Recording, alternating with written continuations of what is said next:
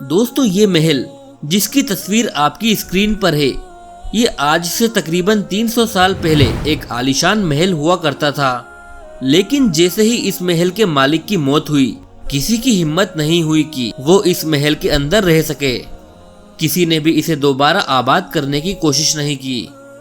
لوگوں کو اس محل سے انتہائی نفرت تھی، اور وہ نفرت ایسی تھی کہ 300 سال گزرنے کے بعد بھی اس نفرت میں کوئی کمی نہیں آئی ہے، اور سبھی لوگ آج بھی اس محل سے اتنی ہی نفرت کرتے ہیں جتنی کہ 300 سال پہلے کرتے تھے۔ اور آج بھی اگر کوئی انسان یہاں سے گزرتا ہے تو وہ اس محل پر تھوک کر ہی جاتا ہے۔ اتہاس میں یہ پہلا محل ہے جس سے نفرت کی جاتی ہے، اور یہ انسانی تاریخ کا بھی پہلا قلعہ ہے جسے ایک نفرت بھرا نام دیا گیا ہے، اور اس محل کا نام ہے غدار محل۔ دوستو آپ شاید یہ سوچ رہے ہوں گے کہ صرف لوگ ہی اسے غدار محل کے نام سے بلاتے ہیں، لیکن آپ کو بتا دیں کہ یونیسکو نے بھی اسے غدار محل کا نام دے رکھا ہے۔ اس محل کو نہ تو استعمال کیا جا سکتا ہے، نہ اسے توڑا جا سکتا ہے، اور نہ ہی اس کا نام بدلا جا سکتا ہے۔ اب آپ اس بات کا اندازہ لگائیے کہ وہ انسان کتنا بڑا ظالم ہوگا جس کی نفرت تاریخ کا حصہ بن کر رہ گئی ہے۔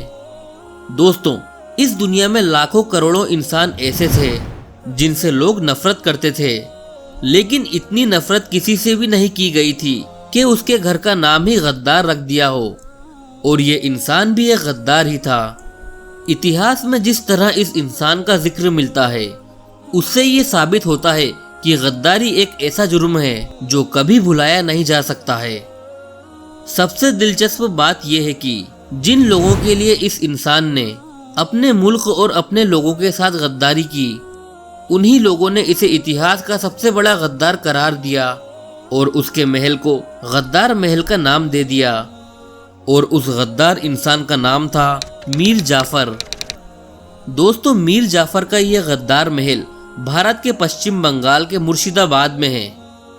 میر جعفر جس کا نام جعفر علی خان تھا، وہ بنگال کے نواب سراج الدولہ کے فوج میں شامل تھا۔ بعد میں وہ سپاہیوں کا کمانڈر بن گیا۔ میر جعفر ایک بہت ہی بے ایمان اور لالچی انسان تھا، اور اس کی نگاہیں بنگال کے تخت پر تھیں۔ میر جعفر چاہتا تھا کہ وہ سراج الدولہ کو ہٹا کر خود بنگال کا نواب بن جائے۔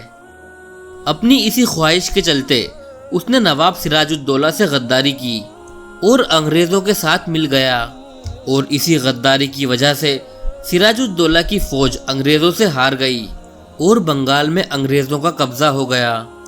اس کے بعد انگریزوں نے 1757 میں میر جعفر کو بنگال کا نواب بنا دیا، لیکن اصل میں میر جعفر انگریزوں کی ایک کٹ پتلی بن کر رہ گیا، اور بنگال کی پوری حکومت لارڈ کلائیو کے ہاتھوں میں آ گئی، اور اسی وجہ سے پورے بنگال پر انگریزوں کا راج ہو گیا۔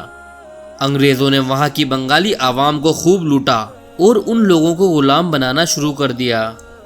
ان لوگوں کے قالین کے کاروبار کو تباہ کر دیا گیا۔ پھر انگریزوں نے میر جعفر کو نواب کے پد سے ہٹا کر اس کے لیے پینشن مقرر کر دی، اور اس کے داماد میر علی قاسم کو بنگال کا نواب بنا دیا گیا۔ لیکن میر قاسم علی خان انگریزوں کے خلاف تھا۔ اس نے انگریزوں کے خلاف جنگ کا اعلان کیا تو انگریزوں نے دوبارہ میر جعفر کو نواب بنا دیا۔ میر جعفر کی ہی غداری کی وجہ سے بنگال سے مسلمانوں کی حکمرانی بھی ختم ہو گئی۔ میر جعفر کی موت 5 فروری 1765 کو ہوئی، لیکن آج تک لوگ اس غدار کو گالیاں دیتے ہیں اور اس کے محل پر تھوکتے ہیں۔